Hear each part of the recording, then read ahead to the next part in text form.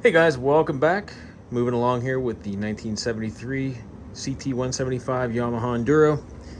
As you can see, I have no motor in this bike right now. We took it out in the last one, so we're going to be tearing this down here in a second. I promised you I wouldn't tear it down without recording this one, as I did the donor engine already, like I said in the last video. So I know what I'm getting into with the good motor. And so I'm going to record this whole process. We're going to tear it down and see if we need a top end. Like I said, it has really good compression. So we're going to inspect all that stuff when we get this apart. And also going to get to this right side cover here. So I'm going to start into this and try to get as much on camera as I can. The angles might not be so good because I got my tripod here is not in the best shape, and I really only have so much room here on my workbench to get some angles. So I'll do my best to show everything I can. I think it's about time to get started.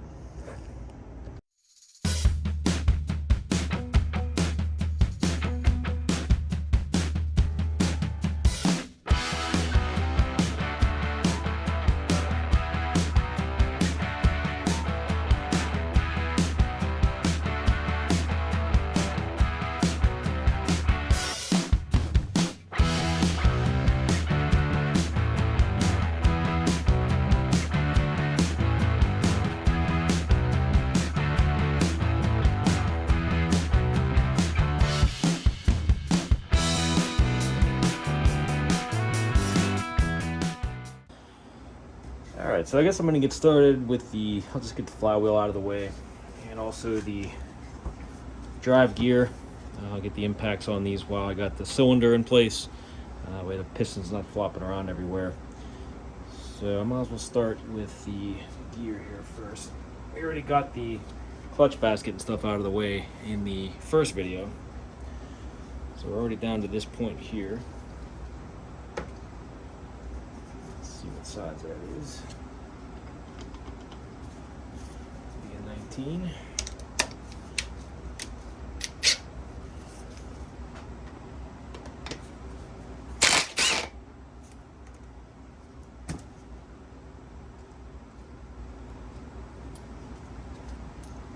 Sure.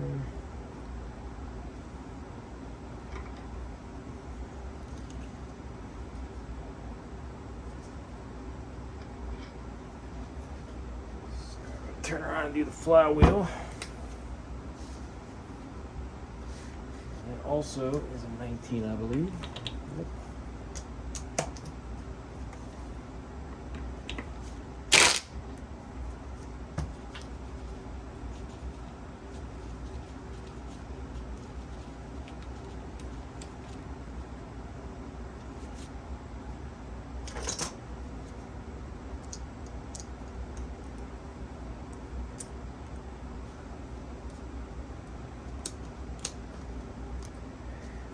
Should be a washer back here too. Yep. Magnet's strong enough.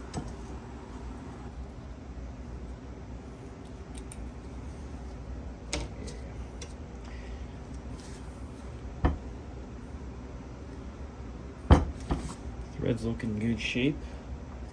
A bit of lubricant on there with the puller.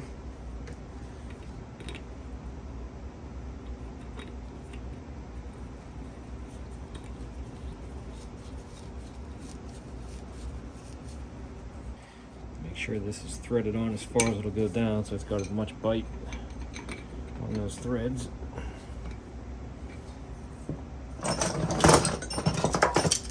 Just double check that. Sure.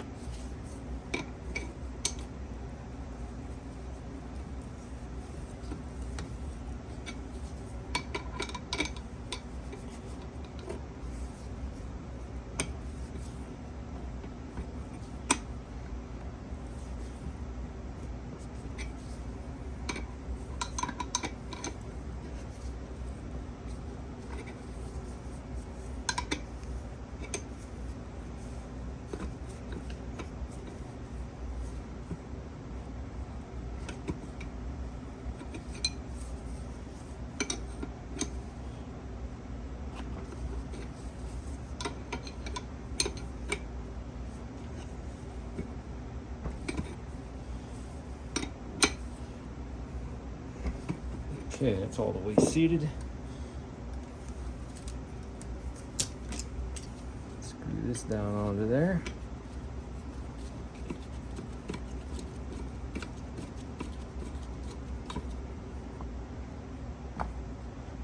Probably need my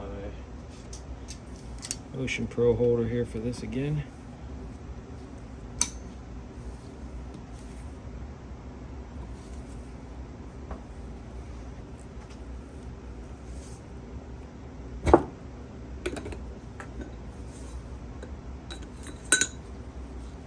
Okay, that one came out easier than a donor motor, I'll tell you that much.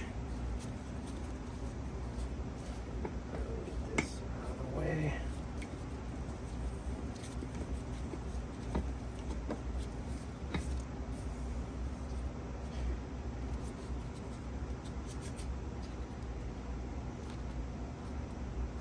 Take care of that Woodruff key there.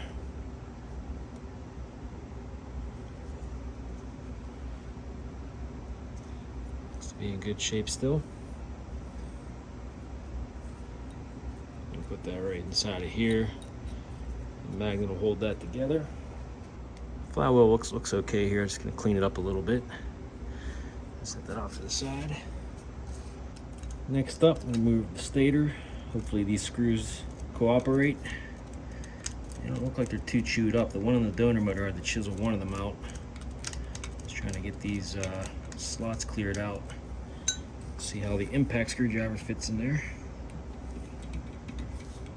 Yeah, it feels pretty good there. And there too. Grab the hammer, a couple whacks.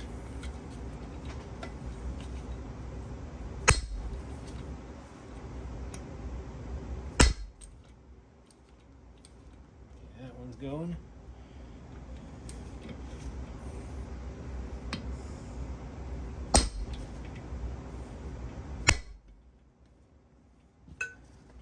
That one's coming too. Good deal.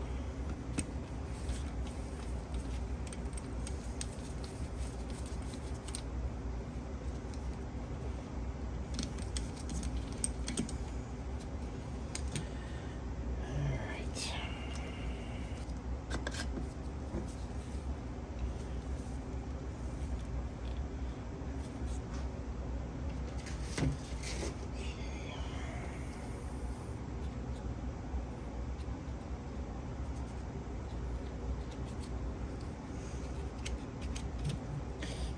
All those screws look like they're in pretty good shape. Doesn't look like they've ever been out. So I'm hoping the impact screwdriver will have no issues with those ones. Yeah, the other engine, these were all rusted up, and there was a lot more crud down in here. So I think we'll be all right here, hopefully. All right, might as well remove the head and the cylinder here.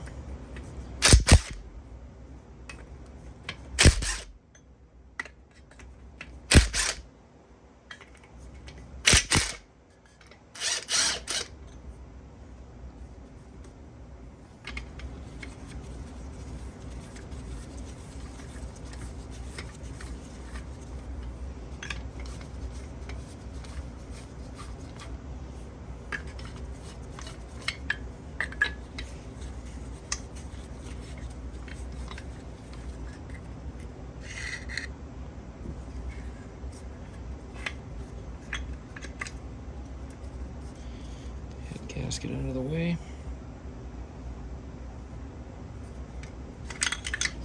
Bolts out. A lot of carbon on there, but looks like to be in pretty decent shape. Get all that cleaned up. See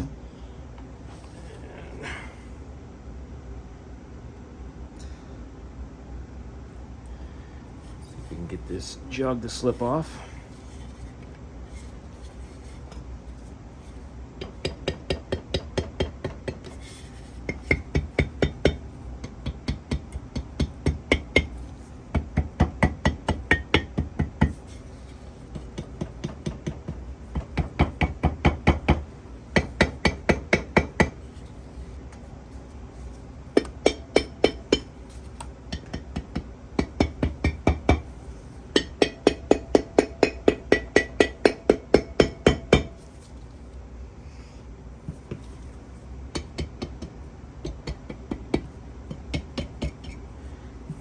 go.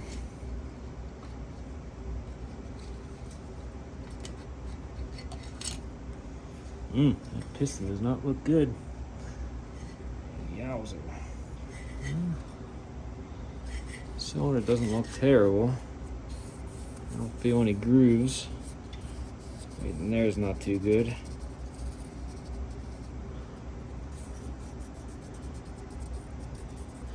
Might be able to get away with a hone here, but we're gonna measure that out. But the piston does not look good at all. Get you zoomed in on that part right there. Yeah, that's not nice. The ring kind of got messed up there too.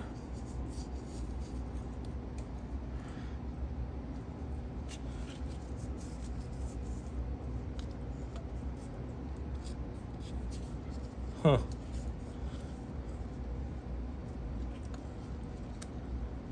That thing had a lot of compression too, surprisingly. So the cylinder walls don't look horrible. I don't got any big gouges or anything. I don't got any kind of step at the top. So I think as long as it's in spec, I could probably get away with honing this. The piston, on the other hand, is probably going to need replaced, along with the rings. And you can see there's a lot of blow by here. The rings gave way probably. It's kind of scored here too. So by the looks at the top here, I don't think it's been bored over at all. Let's see. Got the arrow, of course, pointing to the exhaust. 68, and then down here I got 965. I think those are just factory stampings, but I'll double check that. But of course I'll get measurements, see where we're at before I go ordering any pistons, but this is definitely going to need one. Might as well freshen it all up while I'm in here. The rod bearings feel okay. So I got no up and down play at all. If I just grab hold of the rod, I can't move that up and down at all. And we got a little bit of side to side. So that's good. And that seems to move pretty smoothly. So we're good there. I'm gonna get this piston out of the way.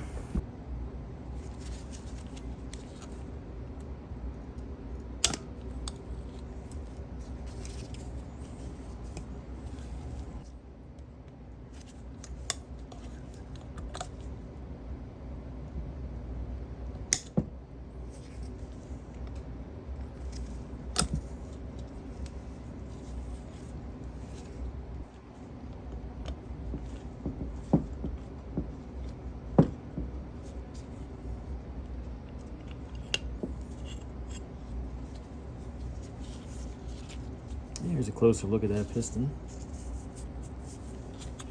Yeah, it's definitely not good there.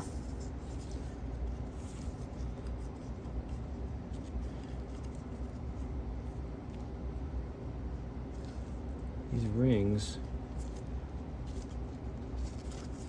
have like a step in them. I've never seen ones like this. Interesting.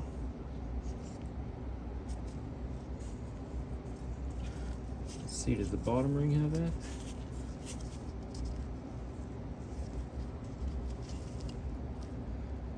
It seems like it's just that top one. It's got a step on it. That's kind of strange. That one's a new one to me. All right, I'm gonna get some measurements on the cylinder while I got that apart. The stock bore, or the stock size for the cylinder, millimeters diameter wise, should be 66 millimeters. So the manual says if you are past 1 millimeter of 66, the stock size, it should be bored out. Since this had the standard size piston in it, I'm hoping we're still in spec for standard size piston when I go to order one again here. So let's get some measurements. We're going to do X and Y axis here. Just to get an idea, we're going to measure in a couple different spots vertically. So like 3 different spots.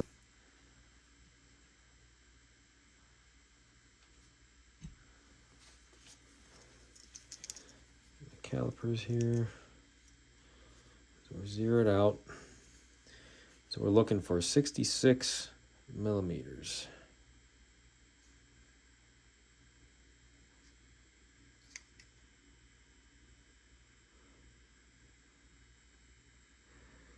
Okay, 66.06, so that's good. Let's get a measurement this way.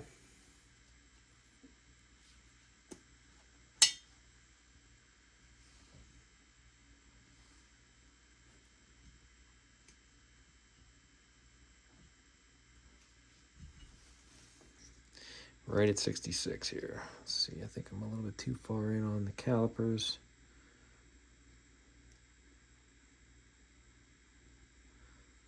Okay, 66.01. Wow, there's not much wear on this at all.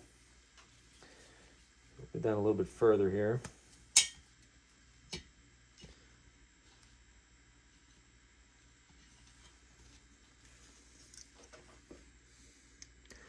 All right, this is about halfway down. 66.01. There's very little wear on this. Let me try this way here on the about halfway down.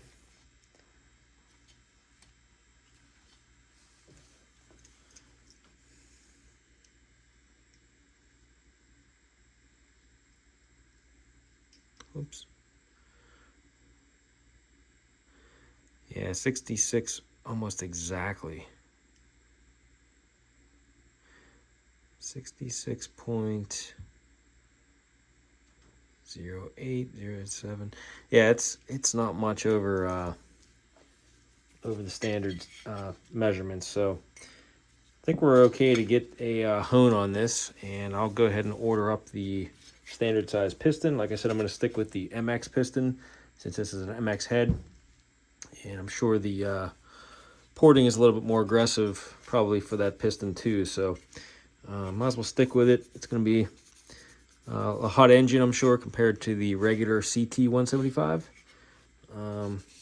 So be something a little bit different. Be cool to see how it runs with a motocross head on it, cylinder and head, and piston as well. So we're going to get measurements just out of curiosity too with the rings that came off this piston. I'm not even going to bother measuring the piston because this is all scored up, and since the cylinder is in good shape, I'm not even going to measure this. I can't even get this ring out. The bottom ring is stuck on the one side here, so I'm probably going to break it if I end up trying to take that out. So just for out of curiosity, I'm going to get the ring end gaps here with the top piston, which is this stepped ring. I'm not sure what this is called, but we're going to get this in here and just see what the ring gap is. Yeah, just try it this way here just to get that even. So just eyeballing it. It looks like the ring gap's actually pretty decent on that. So the top ring at least looks like it was doing its job. Whereas the bottom ring here, like I said, it's partially popping out, but this side here is stuck. You can see it looks like it got really hot right in here too. So my guess is that probably got melted in there a little bit, fried. And causing some lack of compression. Although it had pretty good compression when I kicked it over. I didn't get actual readings on it, but just by seat of the pants, it felt pretty decent. And I think with a new piston and 2 new rings, we should be able to just get away with a hone on this. I'll get a feeler gauge in there too, just to see. It really doesn't look like there's much gap in there at all. Wow. Yeah, let me get a feeler gauge in there and see what we got there. All right, so looking at the manual, it's saying that it should be between 0.20 and 0.40 millimeters for the ring gap for both the top and bottom. So I'm just going to do the top ring, like I said, since I can't get the bottom one out.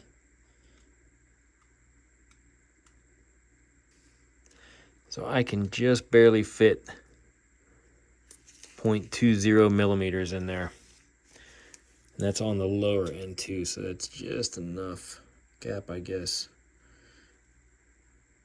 So I guess the top ring was actually doing its job, and that's probably why it had such good compression. The bottom ring is, like I said, partially stuck. It's kind of sticking out, but right on this quarter of the piston, I would say it's stuck in, and it looks like it's not popping out. I know if I force it, it's probably going to snap it, so really it's not going to matter anyway, since I'm going to order a new piston and rings. But at least we know we are in spec with the cylinder. So I'll just get a quick hone on this when we go to put it back together, and should be able to use standard size piston and rings. Here's the roller bearing too. It looks like it got pretty hot. It's all black. I think I'll get this shift shaft out next. So circlip here.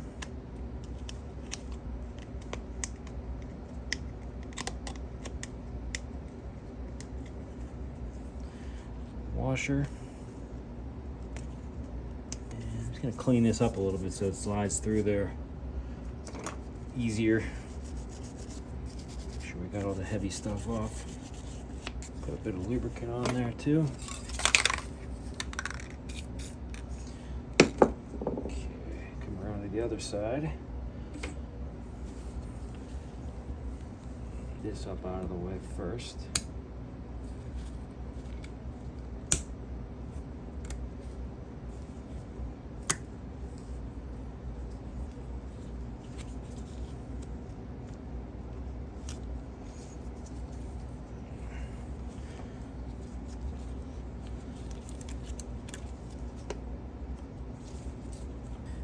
Give that a light tap on this side.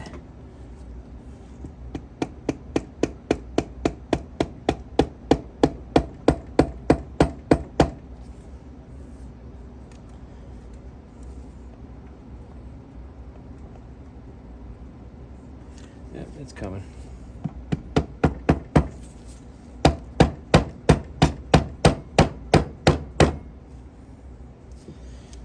That got bent at some point or something.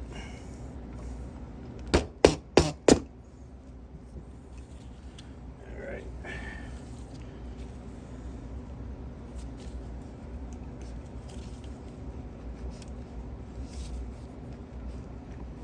That thing had to have gotten bent or something.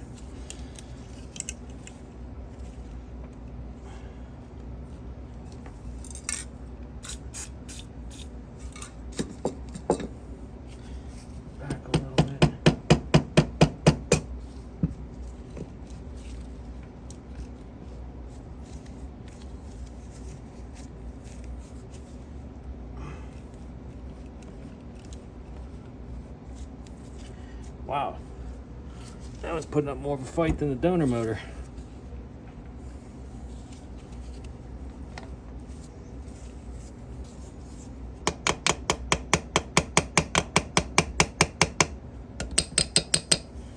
Just gently tapping it.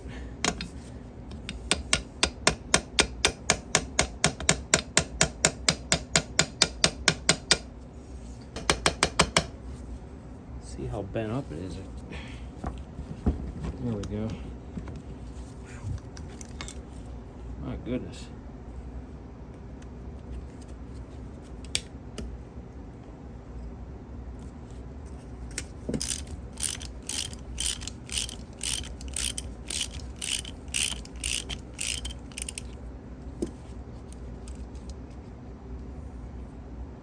So this here is another improvement on the newer models. They had this little plate here to hold the crank seal in. Because I know on my AT1 that I did, that was a 71, that did not have this, and it caused the crank seal to pop out. I guess they were prone to do that from what my buddy Bob was telling me, the early models. So they'd pop out from compression or backfiring or whatever, and then it'd be sucking oil. So they put these plates in here. So I'm going to move this over to the other side cover, the other side case. There is a spot for the screw, so we're good there.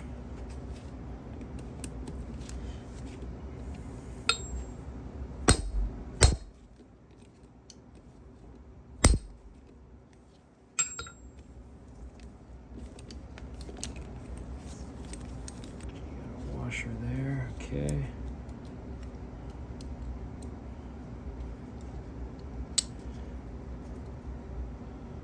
Okay,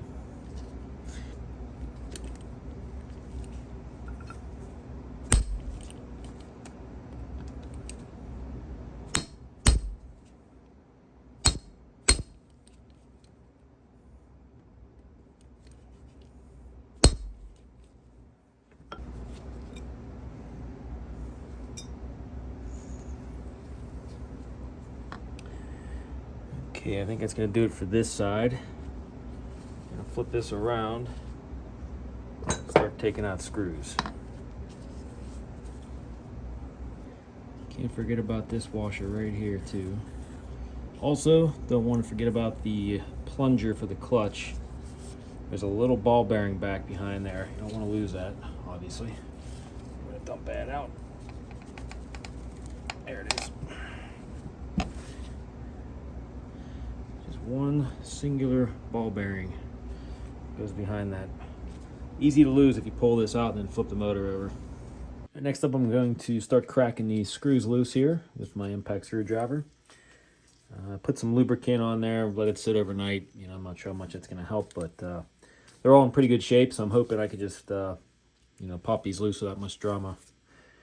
Not have to chisel any off like I did with the donor.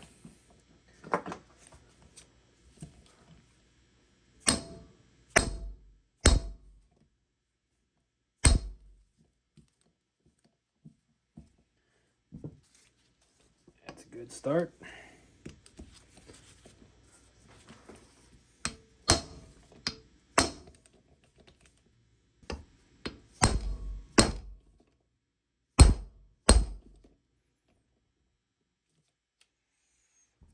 That one's putting up a little bit of a fight. We'll come back to that one.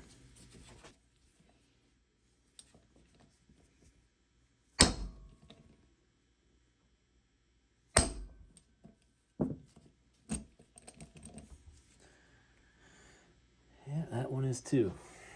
Okay.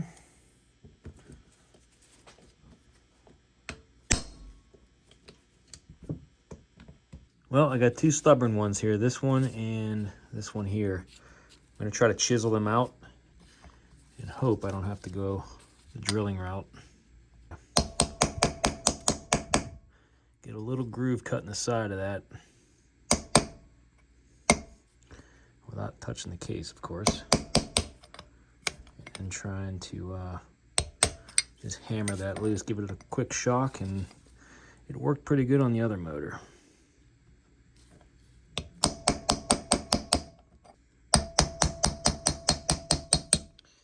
There we go.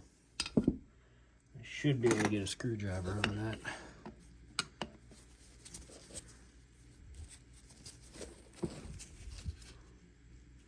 Not quite yet. I'll try a smaller one. There we go. Yep, just shocking it enough to get that to break free was all it needed. Try the rest of the way with an impact.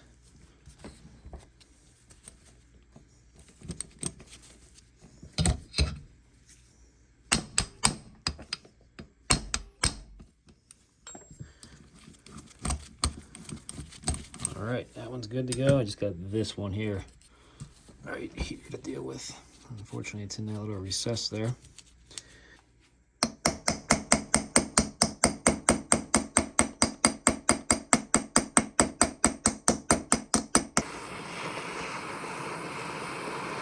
This one just doesn't want to cooperate.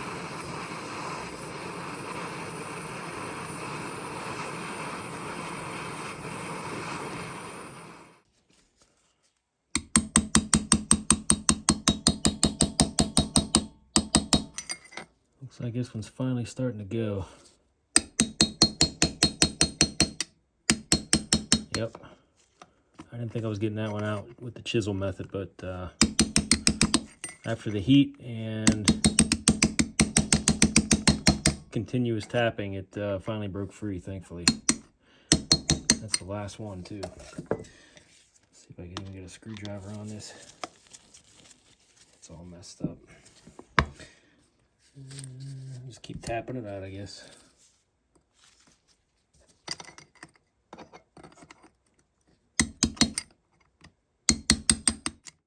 Yeah, I don't think I'm reusing this one. It's a little chewed up, but it came out.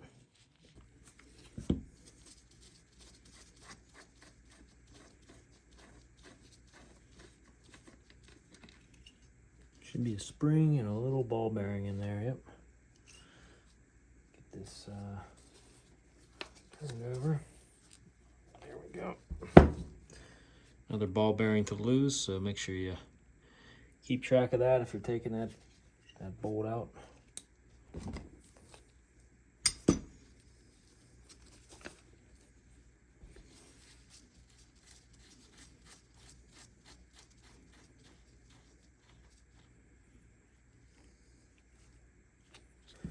All right, now I'm hoping I can just tap on this like I did the other one, and this will split apart. Got all the screws out. Just gonna give it one more look over here. Make sure I didn't miss any. And it looks okay, so I'm gonna start tapping.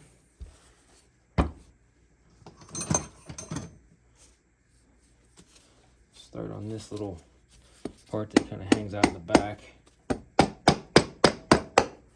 Oh yeah, it's already coming apart. That's good. Let's tap on the.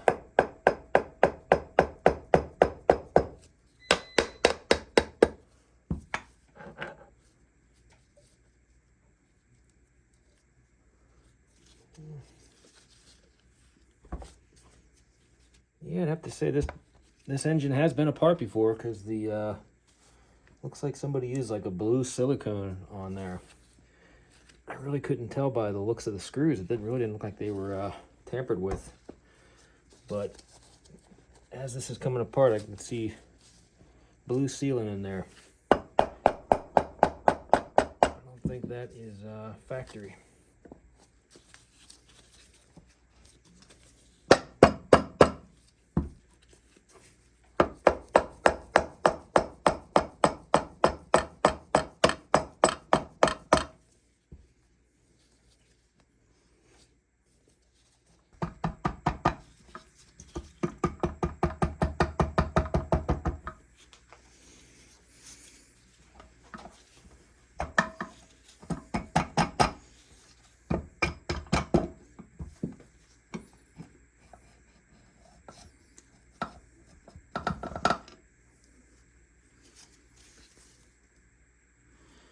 Okay, we are split.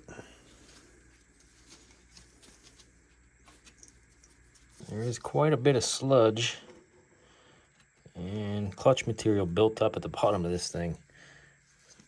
Doesn't look too good. Look at all that. Wow. So the clutch plates were completely fried when I took this out. And I'm assuming most of that is probably this that I'm seeing. There's also some of those little aluminum chunks in there, probably from that where that Kickstarter spring just spun around and took all kind of metal with it. Transmission gears look okay. All that looks really clean. I don't see anything that's chewed up or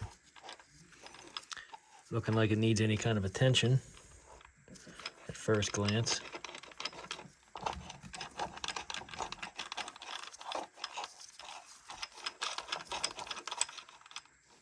Yeah, I'm going to try to gently remove the transmission all in one piece here. Try to hold it together.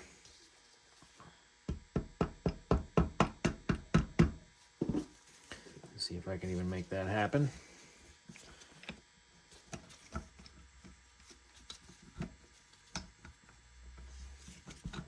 Okay.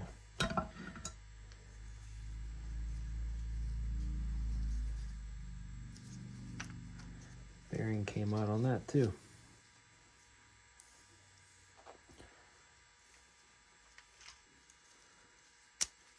There's a look for my reference here later, just in case this comes apart.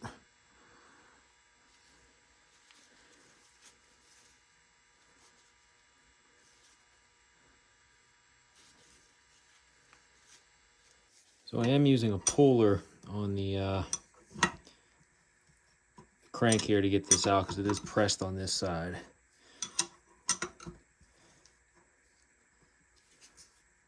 it's ready to fall out here. But I want to replace that bearing on that side too. Just when I was moving it around a little bit, it just felt like it had a little bit of movement in there. I figure it's already this far, I might as well not skimp and get the bearing for the left side too.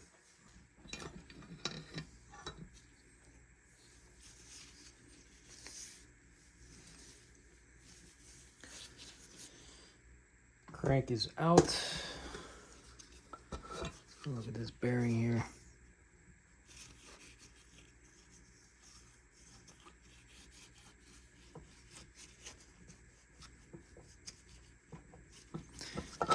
Doesn't feel horrible, but I figure why take the chance, you know?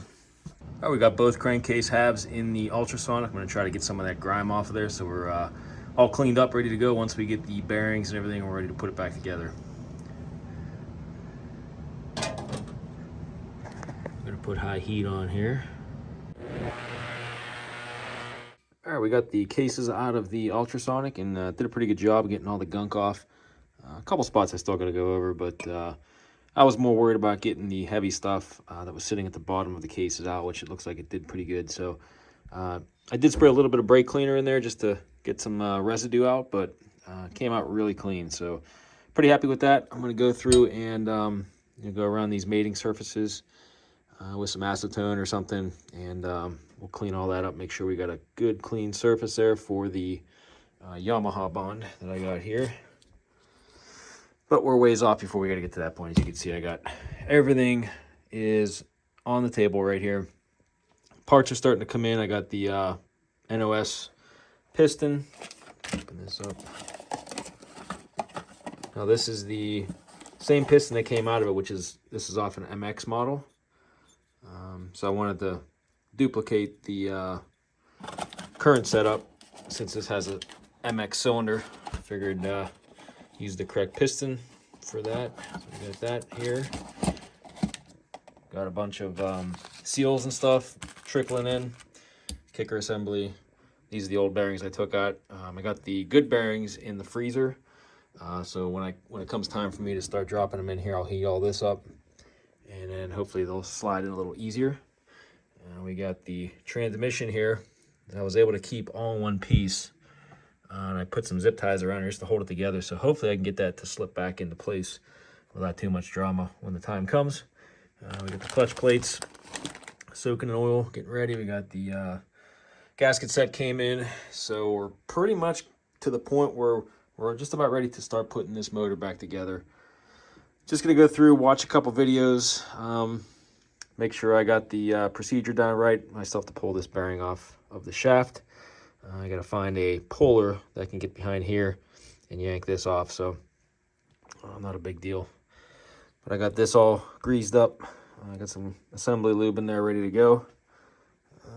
So really, yeah, it's just a matter of, I guess first things first, I got to put the bearings back in those spots.